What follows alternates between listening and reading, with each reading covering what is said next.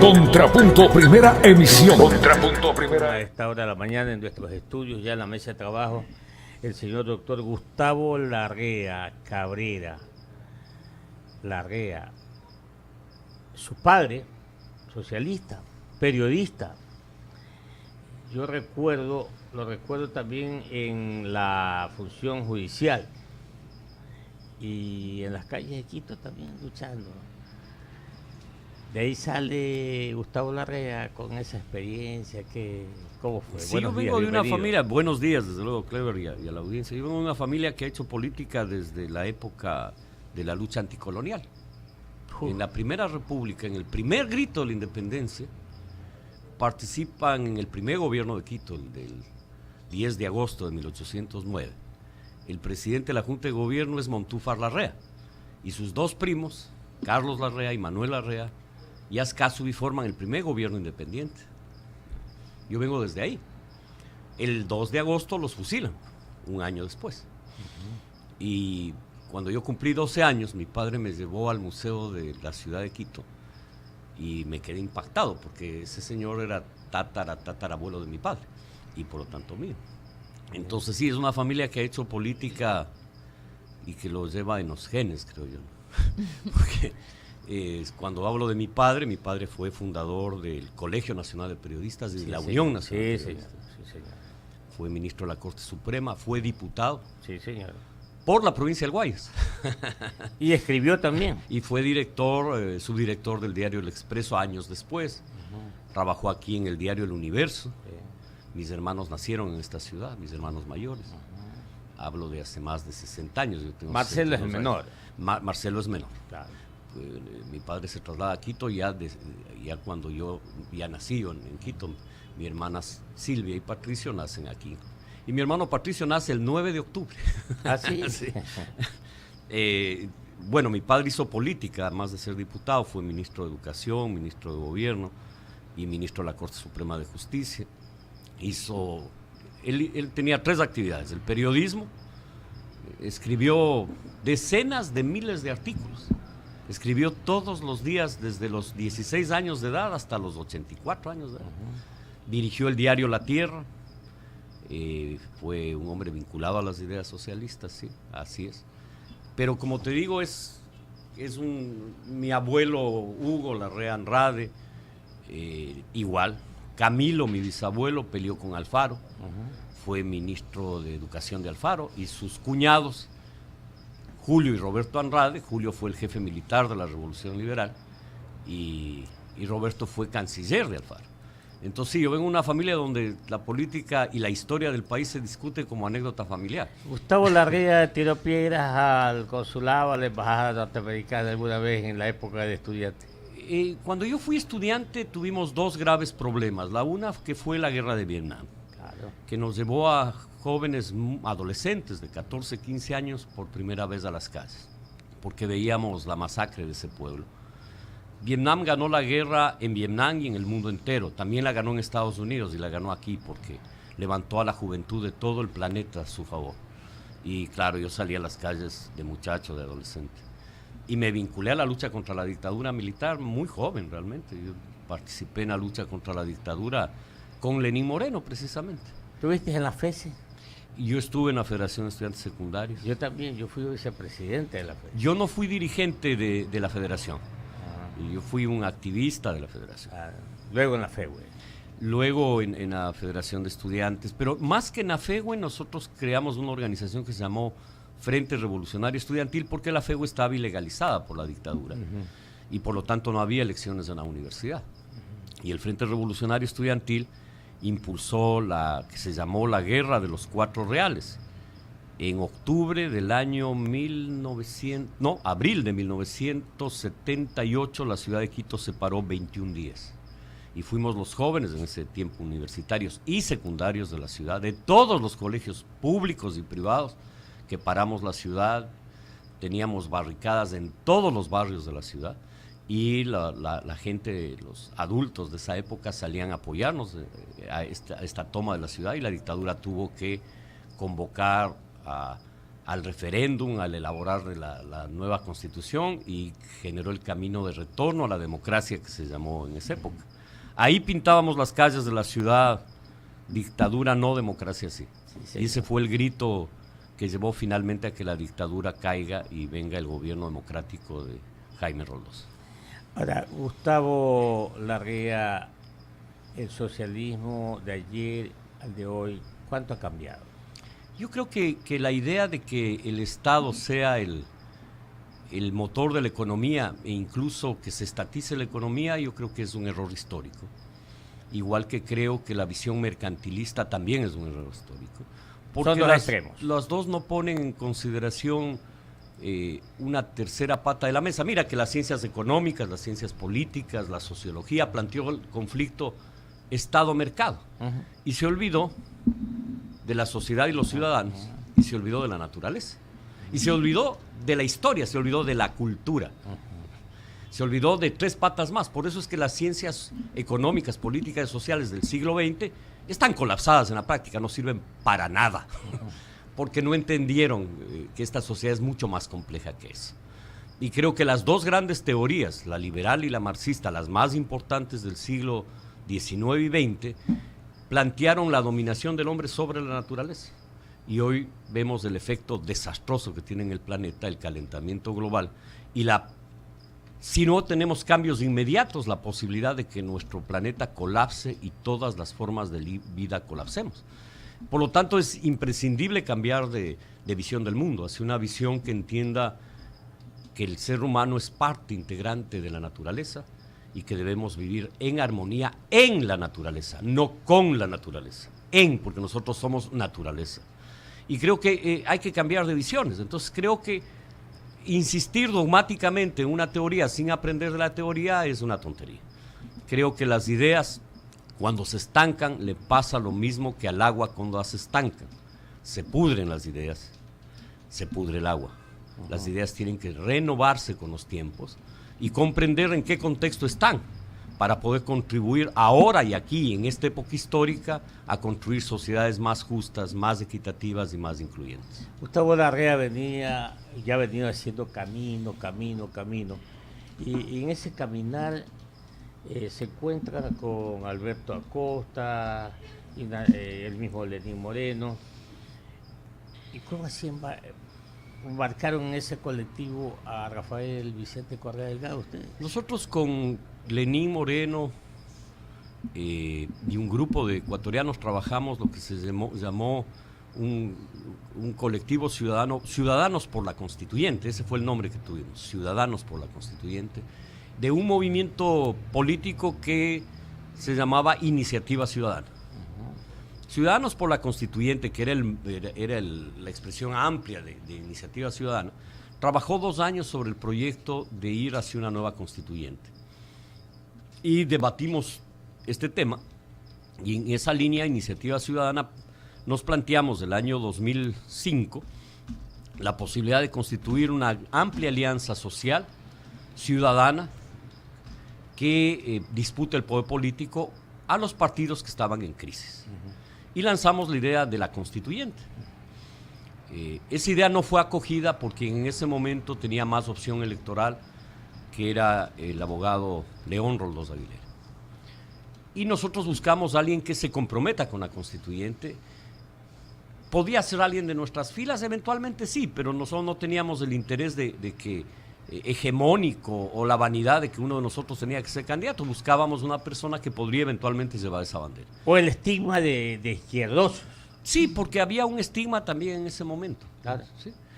Y necesitábamos, además, en el caso nuestro, y mío en particular, una visión de que era necesario un frente mucho más amplio que abarque a fuerzas del centro izquierdo y de la izquierda. Y así nace el Movimiento País. Y después ¿quién lo descubrió? Al outsider. Al outsider lo descubrió un grupo de gente, porque fue un proceso, no fue alguien que dijo un día, este señor.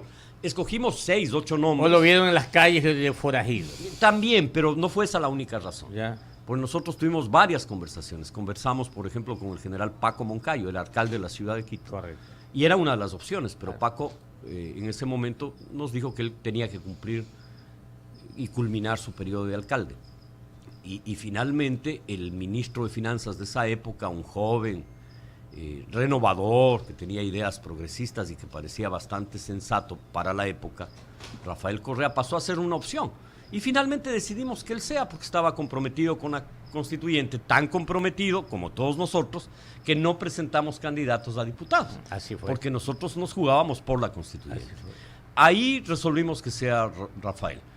Yo, en lo personal, le propuse en ese momento la posibilidad de su candidatura y empezamos a trabajar en ese equipo y nos juntamos con otros grupos, porque la idea no era exclusivamente nuestra, sino que la idea era confluir con otras fuerzas, gente que venía de distintas opciones políticas, gente que venía de la IDE, de la izquierda democrática, de la democracia popular, otra gente que no había hecho política, gente que venía del liberalismo, gente que venía del trabajo con la iglesia, como Jubileo 2000. Entonces se juntaron fuerzas de distinta índole, diría yo, y constituimos ese espacio de unidad que impulsó en el año 2006 la candidatura de Rafael Correa. Y cuando llega Lenín, dice la leyenda urbana que en un meeting ahí en la City, de pronto apareció Lenín Moreno y lo incluyeron en el Buró Nacional y luego candidato a vicepresidente. A ver, Lenín empezó a participar en el buró mucho antes de eso. Ya. Si Lenín empezó a trabajar en la campaña, no como candidato, sino como ciudadano. Sí. Y cuando se resolvió buscar un binomio, quisimos siempre que el binomio tenga un sello, y ese sello era el sello de la inclusión. Por lo tanto, el binomio tenía que implicar inclusión social. Y en ese sentido, Lenin expresa sin duda la inclusión de un sector importante de ciudadanos que siempre había sido escondido, invisibilizado, que es las personas con discapacidades. Y creo que fue un acierto escoger a Lenin como binomio, no solo por su condición física, sino por su profundo humanismo y su compromiso con el país.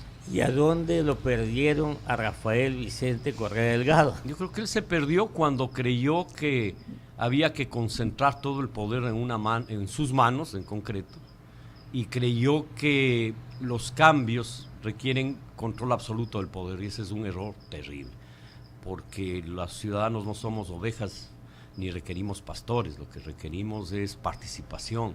Los líderes políticos lo que tienen que hacer es ayudar a abrir los cauces del progreso, de la historia. Por los cauces existen. Este país tiene un sentido histórico. No es que es un país donde uno puede hacer lo que le da la regalada gana como algunos creen. Este es un país que tiene un sentido democrático, libertario, que tiene un sentido progresista en economía. Y en ese sentido, cuando se pierde de vista eso, pueden engañar por un tiempo al pueblo, desde luego. Incluso por mucho tiempo, pero no todo el tiempo. El cauce se restablece, el cauce en el sentido histórico del progreso, de la inclusión social. Nuestro país viene luchando por eso generación tras generación. Por decirte, este es un país que algunos todavía no leen que esta es una sociedad de propietarios y productores. La gente cree que esta es una sociedad exclusivamente piramidal. Nosotros a la pirámide le hemos ganado batallas, por lo menos en las últimas 20 generaciones. Si no, viviríamos en el esclavismo, pues. Claro. Como no entienden eso, no entienden que hay 850,000 unidades de producción agrícola de más de 5 hectáreas. Entonces creen que la economía hay que hacerlo solo para 5,000, 10,000. No, aquí hay 860,000 pequeños, medianos productores del campo. Y a nivel urbano tenemos cerca de 1 millón de micro, pequeñas, medianas empresas de industria, artesanía, servicios, transporte que hay que fortalecer. Para eso es la actual ley. Por eso es que una economía de esta naturaleza es una economía que tiene un valor agregado gigantesco al lado del resto de América Latina, porque el Ecuador en eso les lleva años a los vecinos. Años, muchos años. Ellos todavía no han logrado construir una sociedad más equitativa. Yo creo que todavía nos falta mucho, desde luego, para la equidad y la inclusión, pero nosotros hemos avanzado en esa dirección y ese es el sentido histórico. Es el mismo tema de la propiedad. Este es un país que... ¿Cuántas familias en el Ecuador pagan impuesto predial? Ahora, cerca de 3 millones. Sí. Quiere decir que hay 3 millones de familias propietarias. ¿Cuántas habían en la época colonial? 300 familias. Claro. Y en época al inicio de la República no llegaban a 1,000. Claro. ¿Por qué ahora somos tantos? Porque hemos ganado batalla tras batalla para democratizar la sociedad ecuatoriana y para ser una sociedad de seres libres e iguales. Y creo que por eso es un error histórico contra naturaleza, contra sentido, que solo una persona que no entiende este país puede cometer, por novelería o por estupidez, que es la ley de plusvalía. Porque la ley de plusvalía es decir, como hay ya propietarios, más bien quitémosles la propiedad, que es ridículo. Cuando lo que hay que hacer es que los que no tienen propiedad, tengan propiedad. Los que no tengan casa, tengan casa. Y para esto lo que hay que hacer es, al contrario, facilitar el acceso a la propiedad y no obstruir. Ese es el sentido de la economía ecuatoriana por la que hemos luchado generación tras generación. 7:55 minutos dialogando con el doctor Gustavo Larrea Cabrera aquí. Ahora emprendiendo otro reto, creando un movimiento, ya lo dijo hace poco, el nombre viene practicándose democracia, sí, en esta lucha continua, pero esta consulta popular es el comienzo para destrabar todo el aparataje que se hizo acá con miras solamente de que una sola persona domine la situación del país. Sí, yo creo que es un paso fundamental, el más importante. Creo que se han dado pasos en estos 6 meses, que el presidente Lenín Moreno ha tenido la entereza de enfrentarlo y el país está viendo, por ejemplo, en cuanto a la independencia de funciones del Estado, el presidente ha sido respetuoso, por decirlo menos. Pero no es suficiente respetarlo. Hay que reestructurar y devolverle el sentido histórico democrático. Hay que tomar decisiones. Exactamente. Pero no se puede tomar decisiones que atenten a la Constitución y a la ley. Por lo tanto, hay que reformar la Constitución y las leyes.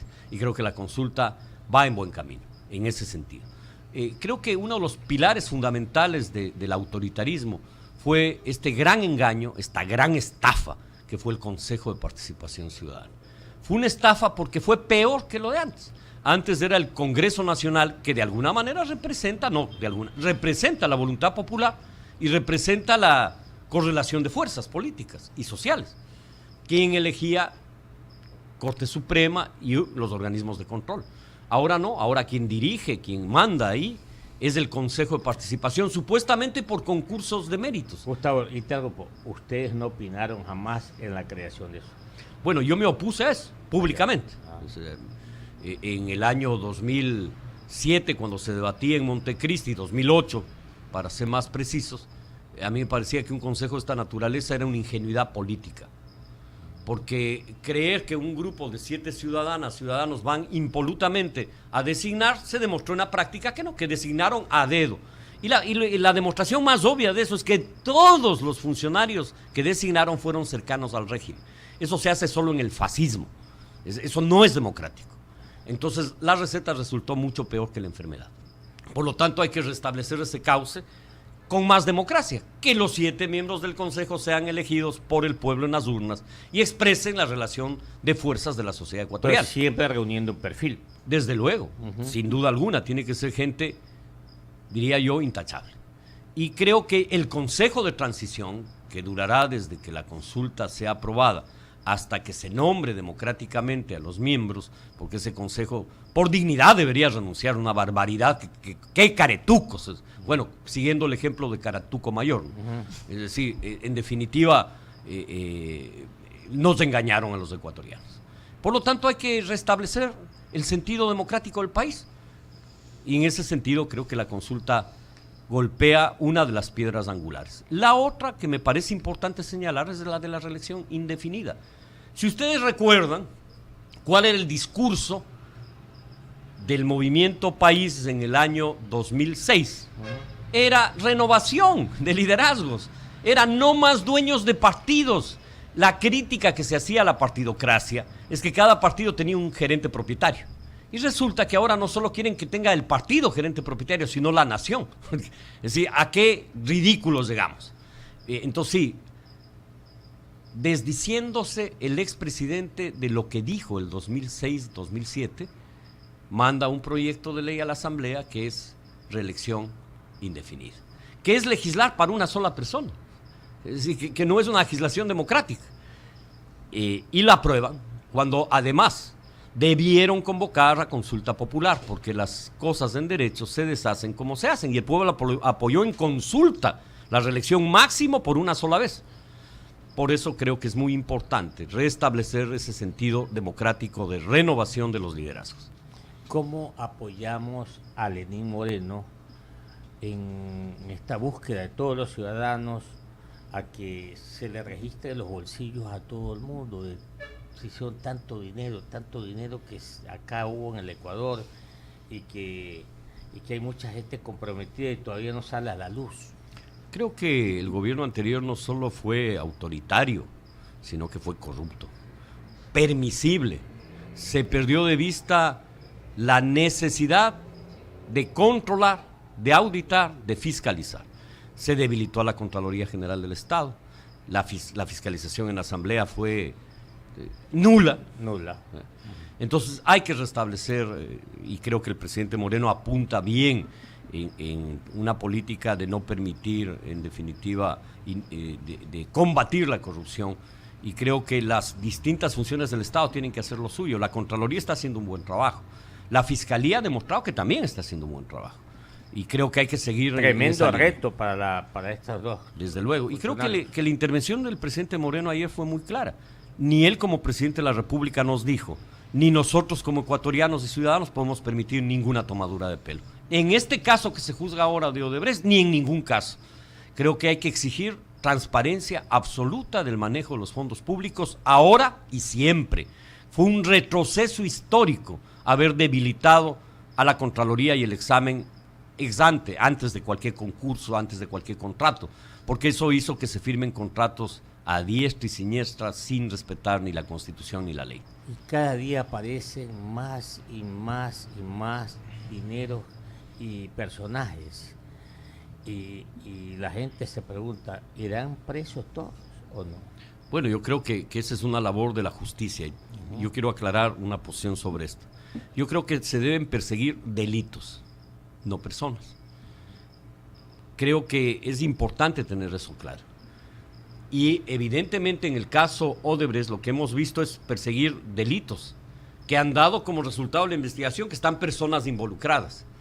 Y eso es importante, esa metodología. Y creo que en el caso Petroecuador y en los casos que vendrán, que ya tienen informe con responsabilidad penal de la Contraloría, otros que tienen denuncias, que requieren investigación profunda de los delitos cometidos para llegar a los responsables de esos delitos y que la justicia actúe. Como ciudadanos debemos permanecer alerta y exigir a la justicia que actúe. Jamás arrear banderas. Yo creo que es un error. A veces creemos que porque alguien hace bien las cosas hay que olvidarse. No, no hay que olvidarse. Hay que estar atentos permanentemente a seguir combatiendo la corrupción. Un oyente me dice que le ha gustado mucho el pensamiento de Gustavo Larrea con respecto a la ley de plusvalía. Y se pregúntele qué piensa sobre las autoridades económicas que lo rodean hoy al presidente Lenín Moreno. Bueno, hay 3 autoridades que han renunciado, que eso a mí me parece positivo. Creo que hay que renovar el pensamiento. Que para mí tienen que dar cuenta sobre el asunto petrolero. Además, algunas de esas autoridades, una específicamente, está involucrada en la firma de algunos contratos que están en investigación y que eventualmente podrían tener algún nivel de responsabilidad penal. Pero más allá de eso, yo creo que el tema es un tema de ideas. Venimos de un modelo económico que tuvo como eje la renta petrolera, el buen precio del petróleo, el enorme endeudamiento externo y una política impositiva exagerada. Debemos ir a un nuevo modelo económico que tenga como eje la producción, donde el petróleo sea algo más y no el eje, y donde tengamos el eje histórico de esta nación, que es la producción agropecuaria y la producción del mar, la agroindustria. Con valor agregado. Desde luego, nosotros podríamos no solo exportar 13,000 millones de dólares que hoy exportamos en productos agrícolas y agroindustriales e industriales, podríamos exportar 60,000, 80,000, 100,000 millones si tuviéramos una visión mucho más avanzada, no una visión tan estrecha. Y el petróleo debería ser simplemente un ingreso más y una buena administración, además, porque el petróleo va a dejar de producirse en los próximos años por el tema del calentamiento global. Por lo tanto, creo que hay que ir a un modelo productivo. esa transición, y coincido con el presidente, porque el presidente lo ha planteado con claridad en sus documentos, hacia un modelo que tenga como eje la producción y la generación de empleo. Y hay que ir a ese modelo. ¿Por qué hay que ir? Porque esa es la tradición histórica de este país. Porque ya somos una sociedad de productores. Y lo que hay que hacer es fortalecer ese sentido histórico, multiplicar los panes, de acuerdo a nuestra tradición productiva. Si nosotros le vendemos al mundo sabores desde hace cientos de años, y en algunos casos desde hace miles de años. Bueno, nosotros somos pescadores y hacemos pesca. Según la historia, llevamos 10.000 años haciendo pesca. Por eso es que los pescadores, aunque nuestras autoridades de toda la vida no se han dado cuenta de eso, tenemos 100.000 pescadores artesanales y ni un solo colegio de pesca. Entonces uno diría, ¿y cómo produce esta gente? La sociedad del conocimiento. Esas son sociedades del conocimiento, pues, para los que viven despistados en la luna. Porque esos niños y jóvenes aprendieron a pescar con sus padres, saliendo a pescar. Y saben del movimiento de las estrellas, y saben de las mareas, conocen. Son culturas de conocimientos. Sin embargo, el Estado ecuatoriano no se da cuenta de eso y no hay colegios en pesca artesanal. Pero no solo hemos vendido pescados al mundo, le dimos nuevos sabores de Europa, le dimos la papa. Cacao. Los rusos cogieron la papa Café. e hicieron su licor nacional, el vodka, que es licor de papa. Le vendimos al mundo maíz. Aquí nació el maíz, de aquí salió hacia Centroamérica y México. Le dimos el sabor del cacao y el chocolate, le dimos el café, la quinoa, le dimos el chocho, el mesoco, le dimos el tomate, la mora. ¿Qué no le dimos al mundo? Y le podemos seguir dando al mundo esos y miles de sabores más. Esas son nuestras fuerzas, de acuerdo a nuestra realidad histórica y no a los inventos de los que entran con novelerías de moda. El neoliberalismo que creía que la salvación era el capital, que venga el capital internacional, que venga, muy bien, pero esa no es la salvación. La salvación somos nosotros mismos y nuestra historia productiva. Ese es el camino. El camino más está señalado por nuestra historia. O los noveleros del socialismo del siglo XXI, que más parece el socialismo del siglo VIII, un retroceso histórico tonto. Es decir, creer que nuestro país va a vivir y que hay que hacerlo a imagen y semejanza de las sociedades del conocimiento, noveleros, PhDs noveleros. Y no digo lo que debería decir. Tranquilo. La derecha, la extrema derecha, la extrema izquierda. ¿Dónde se ubica Gustavo Larrea y... El Gustavo Novoa en el centro. Y está bien ubicado. Sí. No, pero el Gustavo Larrea, Novoa. Gustavo Larrea. Sí, yo sé. Mira, yo creo que este es un momento en que hay que unificar fuerzas. Correcto. Que hay que tener un proyecto nacional que unifique a todos los ecuatorianos, un gran acuerdo nacional, donde tengamos un acuerdo sobre el tema producción y empleo, para convertir a nuestro país en un país que le exporte al mundo, no solo ser el país del banano, sino el país de la fruta, donde Sin le exportemos al mundo 40, 80 diversidades de fruta. Estamos en la radio, sin odiar al rico. No, si no se trata de eso, porque esa es otra, ¿qué? No le quiero calificar, es otro error, digamos. No, o sea, aquí lo que se trata es de multiplicar la riqueza y no la pobreza. Y de lo que se trata es de multiplicar los panes. Y para eso tenemos nosotros que aprender no solo a exportar el banano y el plátano, o la yuca, sino elaborados de esos productos. Y debemos exportarle al mundo helados de fruta, le podemos exportar compotas de fruta, enlatados de fruta. Pero tenemos que bajarle los costos de producción. Desde luego, pero ese es un tema operativo. Ya. Pero vamos al sueño, Ya. si vamos a la perspectiva. Tenemos que exportarle al mundo licores de fruta y nosotros tenemos tales niveles de contradicciones e estupidez que tenemos 500 presos por producir licores y le exportamos de Colombia y Europa licores de frutas y somos el país de la fruta. Es decir, esas incongruencias. Nosotros tenemos que tener una agresiva política de producción y exportación. Desde luego, con una base obvia, que es, primero, alimentar con calidad a todo nuestro país, a todo nuestro pueblo. Sí, esa es la dinámica económica, a mi juicio, de futuro. Y para eso requieres un acuerdo de producción y empleo, pero requieres un segundo acuerdo: democracia, más democracia, respeto a los derechos de los ciudadanos y libertades. Y tienes también la necesidad de un acuerdo de inclusión social. Y tienes la necesidad de un acuerdo de ética pública y transparencia. Es decir, puedes fijar 4 o 5 grandes acuerdos nacionales entre todas las fuerzas políticas. Por eso te decía, este es un momento de unidad. Yo me identifico como hombre de centro-izquierda, esa es mi tendencia política. Creo que el movimiento Democracia Sí, y nuestro movimiento milita gente que es de centro, incluso de centro-derecha, de centro-izquierda y de izquierda.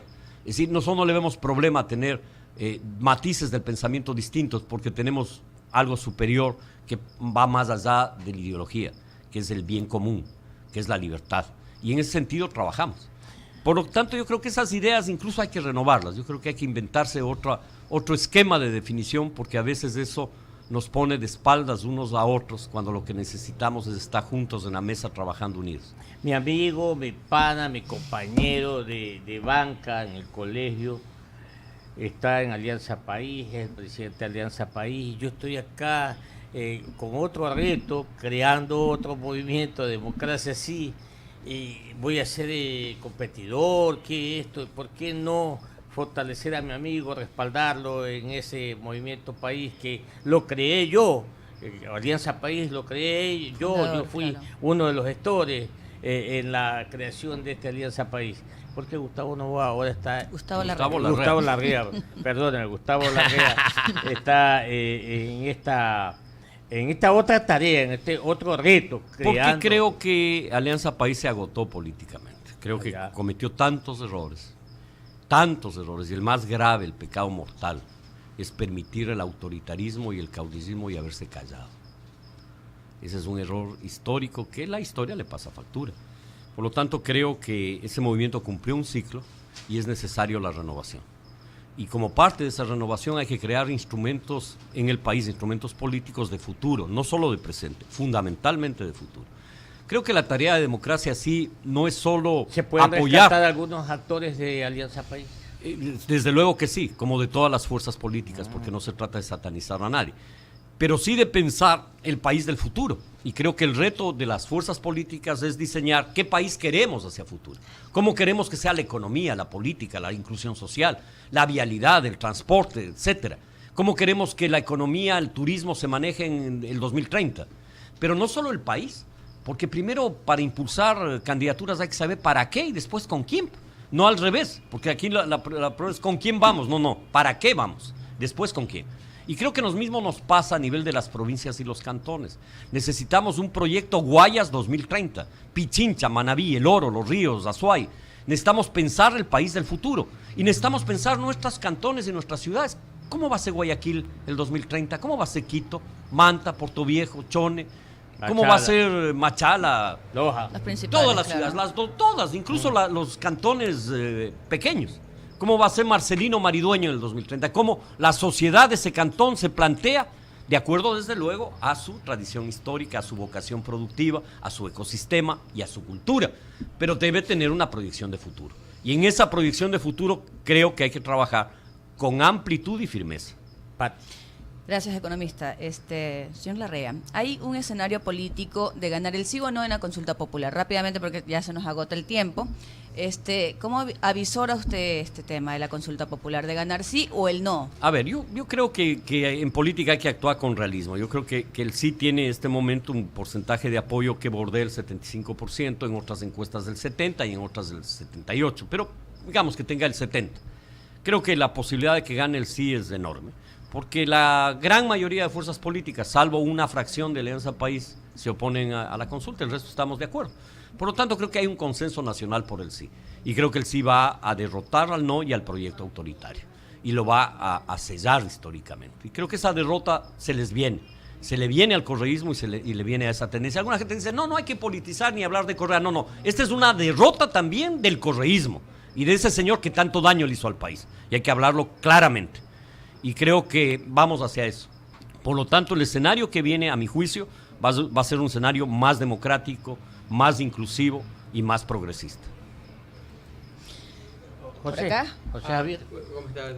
Una pregunta, don Gustavo. Yo estuve en una reunión de Ecuador 2030 que se firmó un acuerdo con el MIT, que estaba el señor presidente de la República. Esto fue unas 3 semanas atrás en Quito. ¿Cómo no? En la reunión hubo bastantes conversaciones al respecto y uno de los temas que el sector productivo indicaba es que no ven exactamente el delineamiento de la visión económica futuro.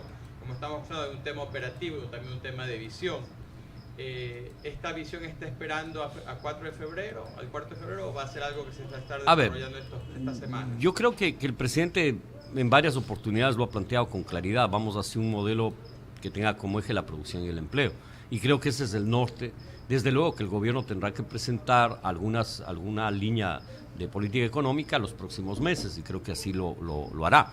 Pero más allá de lo que haga el gobierno, es decir, como democracia sí nosotros creemos que el debate político no se puede agotar en la coyuntura, que eso quita oxígeno y quita ideas, que hay que pensar en el futuro, que hay que refrescarnos todos los liderazgos, todas las fuerzas políticas y salir del embobamiento del momento.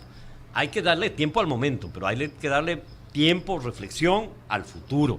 Por eso me parece positivo debatir Ecuador 2030 y creo que es una buena iniciativa de las cámaras, pero no debe quedarse solo en el sector empresarial, debe ser un debate de las organizaciones sociales, de las fuerzas políticas y de la sociedad en su conjunto, porque debemos participar todos con nuestras ideas en cómo queremos que sea nuestro país de futuro y olvidarnos que el país del futuro es un caudillo diciendo qué hay que hacer. No, somos los ecuatorianos con nuestros sueños, pensando en el país para nuestros hijos y nietos. Gustavo, flaco, hermano, ayúdame. Quiero que tú seas el vicepresidente de la República. Yo confío en ti, tantos años que te conozco. ¿Qué le No es correcto. No, yo creo que hay que tener equilibrio regional y que hay que tener equilibrio de género. Ya. Yo creo que, te he dicho en mi pensamiento Sí, claramente, sí. no creo que este sea un tema de ambiciones personales, creo que eso le hace tanto daño al país. Creo que la mejor forma de ayudar es renunciando siempre.